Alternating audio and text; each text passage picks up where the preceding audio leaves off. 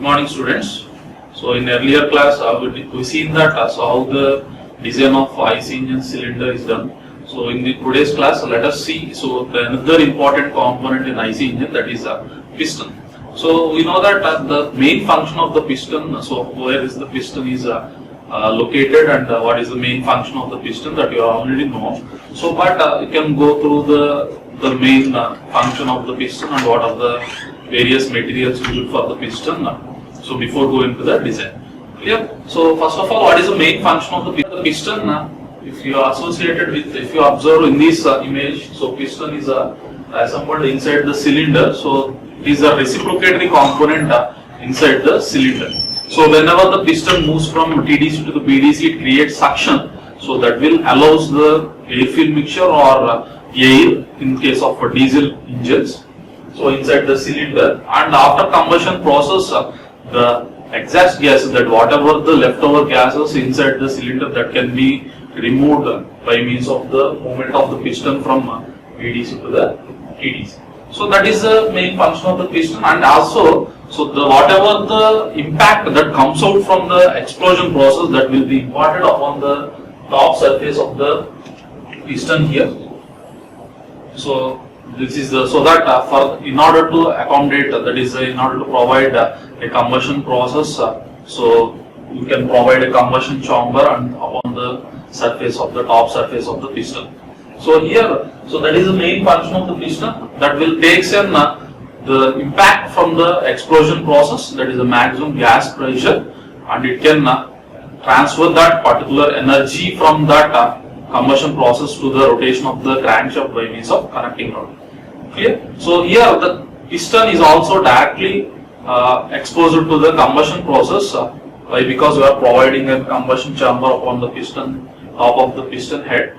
So it can also need to withstand the high temperatures, as well as it is going to support the greater forces that comes out from the combustion process. So let us see the main function of the piston is to receive the impulse from the expanding gases, that is a combustion gases, as I stated that. So that is a direct force directly acting upon the piston head. So whatever the force, that is a maximum force that comes out from the explosion process, directly acting upon the top surface of the piston, that is what the portion we call it as head portion. So here you can see, so it is a piston head or crown, we call it as, so whatever the force that comes out from the explosion, that is directly hitting, that is directly acting upon the top surface of the piston. So that it has to support, that has to impulse, receive that particular force by means of explosion process, and also that energy has to transmit to the crankshaft through the connecting rod.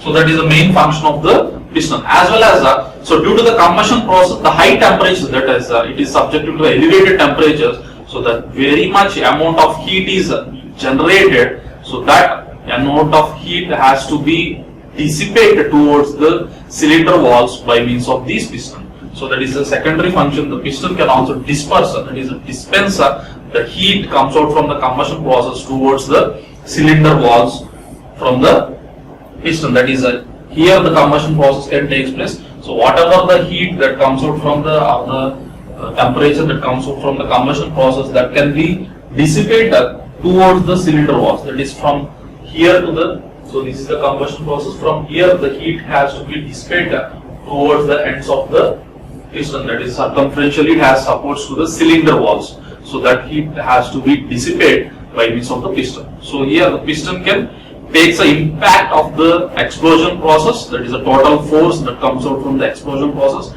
as well as it can also dissipate the heat towards the cylinder wall. That is the main function of the cylinders. Clear? Sorry, piston. Clear? So here, so for the piston, you can observe so the construction. This is the full assembly view of the piston. So if you observe clearly, so this is the portion we call it as piston head or crown. So here the piston head or crown, which means the top of the piston, we call it as piston head or crown, which means crown means at the top portion of the component or to the top most place we call it as a crown. So piston head or crown. So here if you observe clearly, so this is some concave shape is provided. So here the piston head or crown can be provided with convex, concave or flat surface due to why? Because due to the construction of the assembly of piston and the cylinder, the combustion chamber need to be provided so that the piston crown can be provided with some cup shape. So as well as in the top of the piston, if you can observe clearly, so some grooves are provided here. So grooves are provided, or grooves are cut here. So some number of grooves. So here these grooves are provided to accommodate the piston rings. Okay. So what is a piston rings means? So here the compression gas or air or air fuel mixture or air are coming into the cylinder. So by the reciprocatory motion of the piston inside the cylinder, so we are going to compress all the air fuel mixture or air into that particular volume. So there is some clearance will be provided between the two surfaces of piston valves, piston and the cylinder valves. So there is a chance of escape of that particular compressed gases towards the pass of piston from top side to the towards the crankcase, that is the pass to the piston. So that has to be avoided by providing the piston rings. Clear? So that for the accommodating that particular piston rings, we can provide a grooves. So here that's a portion we call it as an ring section. So we can provide a ring grooves. So here again, so in the piston rings we have two different types of rings are there. One is oil rings and compression rings. On the top of the groove, on the top of the ring section, we can provide initially with the compression ring, so that can seal the piston and cylinder to avoid the leakage of the compression gases past the piston. And later we can provide with the oil ring, which is used for combustion process. So that is for lubrication process. Clear? That will provide the lubricant upon the cylinder, also reduce the friction. So that is what two types of oils we have, that is a compression rings and oil rings. So for that reason, you can provide an grooves upon the top of the piston. So this is the portion we call it as ring section. And then bottom of the piston, so in order to connect the connecting rod, so we can provide a piston pin here, that is a piston pin need to be provided, that we also call it as gudgeon pin. So using that I can use the you can connect the connecting rod small end. So by means of gudgeon pin or piston pin we call it as. So and the portion of from piston ring section to the bottom of the piston we call it as cut. So here this cut can act as in bearing. So in order to avoid the piston side thrust, so connecting rod side thrust due to the reciprocatory motion of the connecting rod as well as the piston, the side thrust of the connecting rod may act, that can eliminated by means of piston, that is providing the proper length of skirt. So this will act as a piston, that is a bearing. So that again takes an side thrust of connecting rod. Clear? So these are the main parts of an piston. So at the top portion of these we call it as a top land. So here you can observe piston head or crown and the top land, piston ring section and piston skirt, and these are from the bottom side to the top of the place we call it as a piston barrel. And here below the piston head we can observe these kind of like a pillar, so we can provide between below the combustion chamber, that is here whatever the force that comes out from the piston, so that has to be taken by the piston head, that has to support by means of some supporting pillars below it, that we call it as a ribs. Clear? So here columns are provided below the piston head, so that can support the force whatever acting here, that is maximum gas load acting on the piston comes out from the combustion process. So that has to support by means of the columns provided below it, that we call it as a piston ribs. So these are the some of the parts we call it that is in the piston. So piston head, piston ribs, and the top land, ring section, and then other top land. So here, so between the gap between the two ring grooves, that we call it as other ring land. So and then from the ring land to bottom of the piston we call it as piston skirt. So and then so here the piston pin or gudgeon pin is used to connect the small end of connecting rod to the piston, so that it can take a reciprocatory motion, or it can supposed to transmit the impact that is comes out from the by means of the maximum gas pressure transmitted to the crankshaft by means of the connecting rod. So this is what the construction you can see in the piston. So, and coming to the materials of the piston, the commonly used materials for the piston is cast iron and aluminium. And here the cast iron is used for the low rated engines, so that is the low capacity engines. So why? Because having a greater strength as well as a cheap cost, that is the cost is low. And coming to the high capacity engines, high rated engines, we go with the aluminium.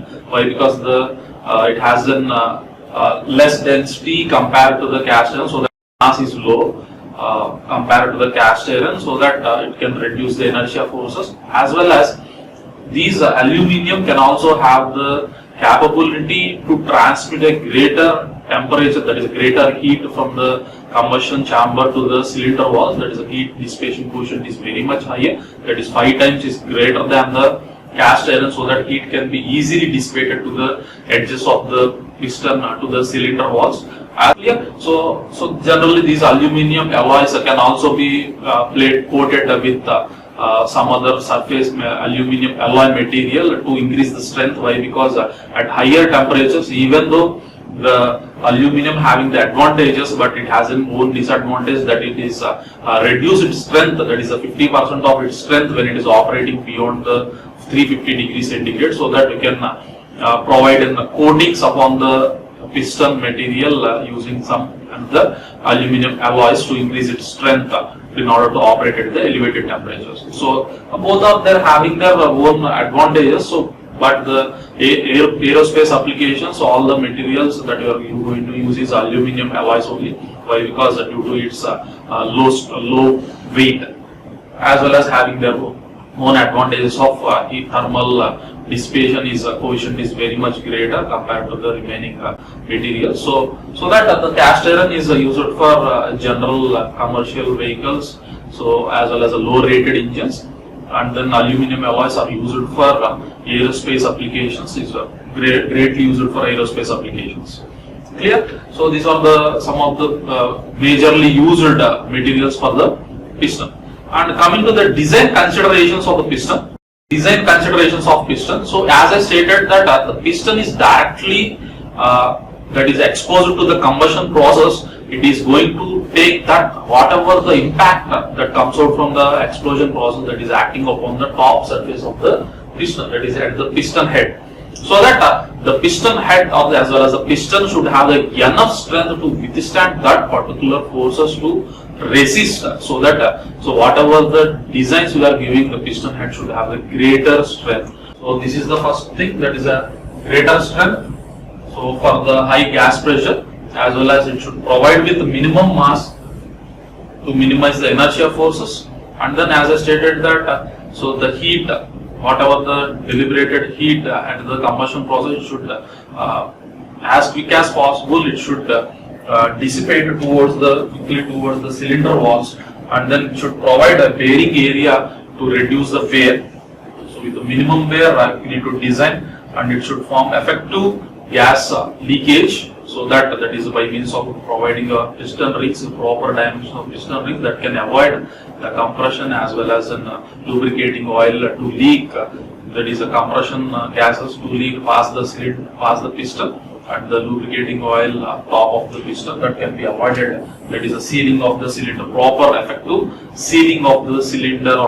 These are the main design considerations of a piston. So let us see whatever the symbols we are going to use for the design of the piston. So in the design of IC engine piston, so these are the steps we need to follow to find out the various dimensions. That is, first starting with the cylinder head or crown. So we need to calculate the dimensions of the piston head or crown, and then we go with the piston rings. So we can also provide the size of the piston rings, and then piston skirt and barrel, and then finally can also calculate the piston pin. So let us see the dimensions, that is symbols we are used for IC engine piston. So before that you can see the cross section image as I stated that. So here the capital D is denoted by piston head as well as cylinder bore. Both are same. We can kept both cylinder bore as a piston diameter as same, and capital L is denoted by length of length of piston, and then so T1, so here it is denoted by T1, so that is the thickness of piston head or crown, and here it is a T2, so that is the thickness of ribs, and T3 is there, so here it is T3, so that is the radial thickness of piston rings, and then T4, thickness of axial thickness of piston rings, so T3 is radial thickness and T4 is axial thickness, and T5, so is the thickness of barrel at the bottom side, and T6 is here, sorry, this T6, so here it is a T5, sorry, here it is T6. So T5 is the thickness of piston barrel at top side, and T6 is the thickness of piston barrel at the open side, that is at the bottom side. So and then you can take a small l denoted with the length of skirt and the ring section. So here the top line is denoted by B1 and B2 is a width of other ring land B2, and then so D0 is denoted by diameter of piston pin. So these are the various timing symbols we are going to use for design of piston. So let us see. So that is a cylinder bore capital D, and L is the length of piston, and T1 is thickness of piston head or crown, and T2 is thickness of ribs, and T3 is radial thickness of piston rings, and T4 is axial thickness, and T5 is maximum thickness of piston barrel on top side, and T6 is piston barrel towards the open side, that is at bottom side, and B is the radial depth of ring groove, and B1 is the width of top land. So as you can see that B1 width of top land, and B2 is width of their ring land, that is the distance between the two ring grooves, and L is the length of skirt, and small d is the diameter of piston pin if it is a solid. If it is a hollow, you can use D0 and DA. Small D0 is a diameter, outer diameter of piston pin, and DI is inner diameter of piston pin. So that depends upon the type of pin you are going to use. So that let us see how the design is going to perform. As I stated, the design can be taken in 4 different steps. In the step 1, we need to calculate the design of piston head or crown. So let us see how the piston head is going to design. So initially the piston head is going to design by means of 2 main considerations. So it is directly subjected to the explosion process. So whatever the load it is subjecting to the top of the piston, it is going to support, as well as the piston head can also dispense the heat from the center of, that is a combustion process, that is a combustion chamber, towards the cylinder walls. So that here the piston head thickness can be determined by means of taking 2 main considerations. One is it should have enough strength to withstand the load that comes out from the explosion process, and the second consideration is it should dissipate the heat as quickly as possible from the combustion chamber to the cylinder walls. So this is the 2 main considerations. So first one is based on strength. So it should have adequate strength to withstand the straining action due to the pressure that comes out from the inside the engine cylinder. And the second one is based on heat dissipation. It should dissipate heat from the combustion process as quickly as possible towards the cylinder walls. Clear? This is the 2 main considerations. So by calculating the thickness based upon the strength as well as based upon the heat dissipation, so out of which one is a larger value, that is taken as a final thickness of piston head. Clear? So first of all, go to the let us see how the design of piston head is based upon the strength. So here I can see the cylinder head. So as I stated that it is subjecting to the gas pressure directly, load directly. So here the total load is acting on the piston head. So it is taken considering as a flat circular plate. So in this fashion. So total load that is force is acting directly comes out from the explosion process here. So this flat circular plate, so again considering it is so it is fixed at the outer edges, that is in this fashion. So it is fixed at outer edges. So that is here it is a fixed end and it is a fixed end. So and the force is acting at the center. So which means that is uniformly distributed over the area upon the top of the flat plate. Clear? That is the main assumption here. So it is directly subjected to the explosion process. It is considered as a flat circular plate, constrained, that is fixed at the edges of the plate. That is circumferentially it is fixed edge, and whatever the pressure, explosion pressure is coming out from the explosion process, that is uniformly distributed over the surface of the plate. So that is the main assumption here for calculating the thickness of head based upon the strength. So that is what stated here. It is considered as treated as flat circular plate of uniform thickness, and its outer edges are fixed at the outer edges and subjected uniformly distributed load due to the gas pressure. Clear? And then the thickness of the cylinder, piston head is calculated by means of Grashoff's equation. That is T1 is given by root of 3pd square by 16 sigma t. Root of 3pd square by 16 sigma t. So here we know that what is P is the maximum gas pressure comes out from the explosion process, that is denoted by capital P, and capital D is a cylinder bore that we can calculate using the indicated power equation. So capital D is a cylinder bore or the diameter of piston, both are equal, both can be taken as equal, and the sigma T is the permissible tensile stress for the piston material. So permissible tensile or permissible bending stress. So here it is taken based upon the type of material. It is 35 to 40 for grey cast iron and 50 to 90 for nickel cast iron and 60 to 100 for that is a forged steels. So nickel cast iron as well as for aluminum alloys. So these are three different materials we are going to use for that is for piston materials. So 35 to 40 for grey cast iron and 50 to 90 for nickel cast iron as well as aluminum alloys and 60 to 100 for forged steel. So based upon the type of material, we can assume the value of sigma t. So using that, we can calculate the thickness of piston head. So based on strength equations. Clear? And this is the first consideration. And again, we need to calculate the thickness of head based upon the second consideration, that is heat dissipation, based on heat dissipation.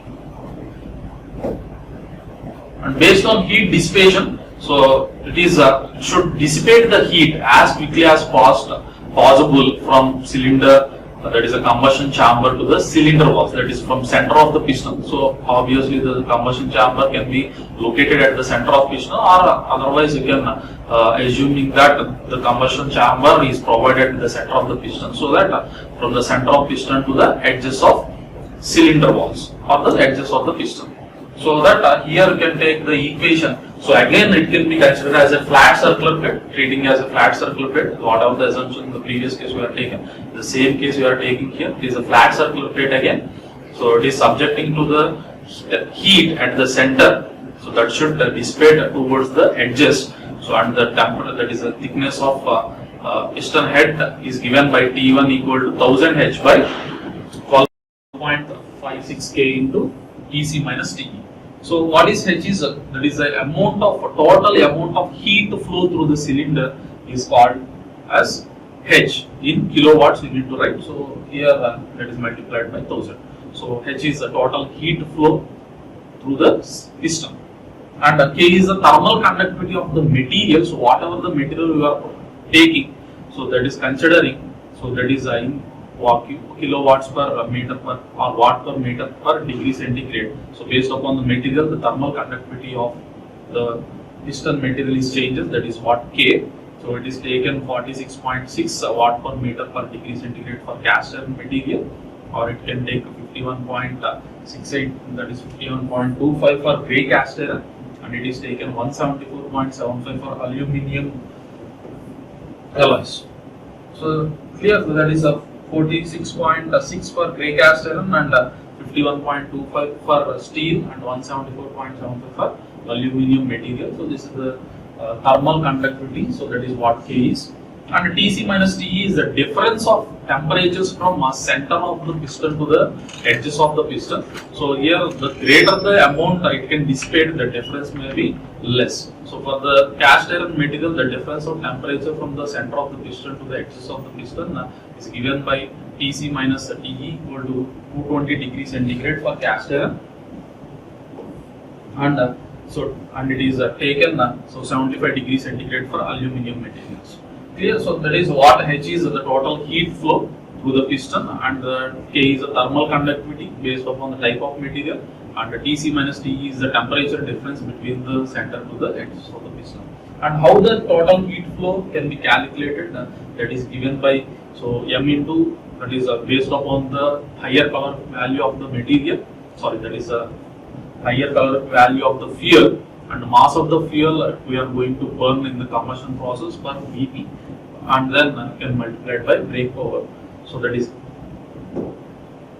so here the KH, the total heat flow through the piston head is given by H equal to C into HCV into M into Vp. So where C is we are taking the percentage amount of heat that flowing through the piston head. So here we are assuming only the 5% of heat is flowing through the piston. So that is we are taking as a 5% of the heat, total heat is flowing through the piston, so that I can taking this as a constant value as 0.05, and H is the higher calorific value of the fuel, whatever that is fuel used in the combustion process, either it is petrol or diesel. So if it is a petrol, the higher calorific value is taken as 45.45 into 10 cube kilojoules per kg Kelvin for diesel, and 47 into 10 cube kilojoules per kg for diesel, petrol.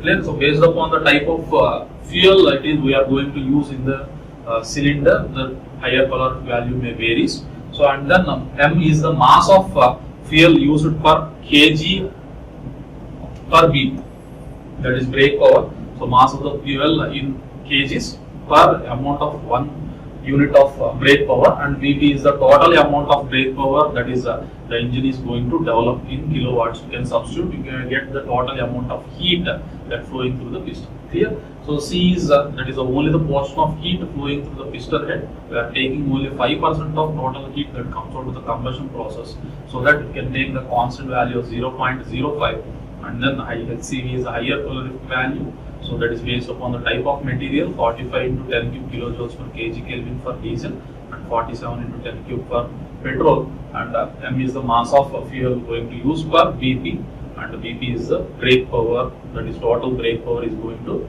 use. So out of which, so by calculating the two values, that is by considering based on strength and considering the heat dissipation, after calculating the two considerations, the greater of the two values is adopted as a final thickness of piston head. The larger of the two values is adopted as piston head thickness. So after calculating the thickness of piston head, we need to calculate the ribs. So here the thickness of ribs is going to calculate based upon the value of piston head. If it is the piston head thickness is less than 6 mm, there is no ribs are required. That is so that it can directly provide without ribs. So when the thickness of head is less than 6 mm, the thickness of ribs are not required. There is no ribs are provided, so no need to calculate the rib thickness. So if the thickness of piston head is greater than 6 mm, we need to provide a ribs, and the thickness of ribs is so as I stated that the purpose of ribs, so it is supporting columns below the head. So whatever the force acting on the head, so that force can be taken by means of the piston ribs. So here whenever the thickness of head is greater than 6 mm, the piston ribs can also calculated, needs to provide, and the thickness of ribs is given by T1 by 32. So it is ranging from 1/3 of piston thickness to that is piston head thickness to one half of the piston head thickness. That is ranging from T1 by 3 to T1 by 2. So that is how the thickness of ribs are going to calculate. Clear? And then the next we are going to calculate the piston rings.